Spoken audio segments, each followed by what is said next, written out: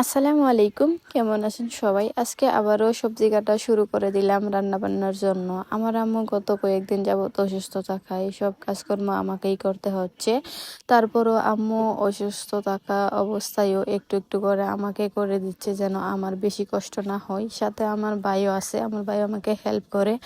আসলে আমার আম্মু অসুস্থ থাকলে পুরাটা দুনিয়া আমার কাছে অন্ধকার লাগে। আমার আম্মু না, আমার ফ্যামিলির প্রত্যেকটা মানুষ কিছু হলে সবচাইতে কষ্ট আমার লাগে, মনে হয় আমার কোনো দিক দিয়ে কোনো একটা কিছু হয়ে গেছে।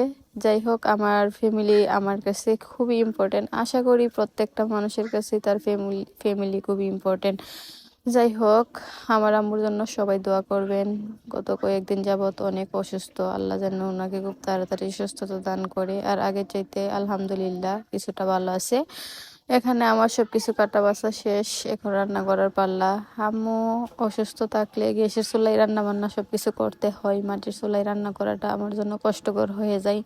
এক হাত দিয়ে লাকড়ি দিয়ে জাল দেবো চুলাই নাকি রান্না বান্না করব, এটা নিয়ে একটু টেনশন। মাটির চুলায় কি কখনো আমি রান্না করতে পারবো না? তারপরও একদিন সাহস করে রান্না করে ফেলছি। যাই হোক, আপনারা আমার জন্য দোয়া করবেন যেন আমার সামনের পথটা একদম সহজ হয়ে যায় চলাফেরা করতে, যেন আমার কোনো কষ্ট না হয়। আর মানুষ বলতেই কষ্ট হবে, লাইফে বাধা আসবে, এটাই। আমার এই অবস্থা দেখে অনেকে হাসি ঠাট্টা যারা করে, আমি তাদেরকে ধন্যবাদ জানাই, কারণ আপনারা হাসি ঠাট্টা করেন বিদায় আমি মনে সাহস পাই, একটু একটু এগিয়ে যেতে পারতেছি। কারণ আপনারা যারা আজকে আমাকে নিয়ে কটু কথা বলতেছেন, তারা আমার জায়গায় আসলে আমার কষ্টটা বুঝতেন।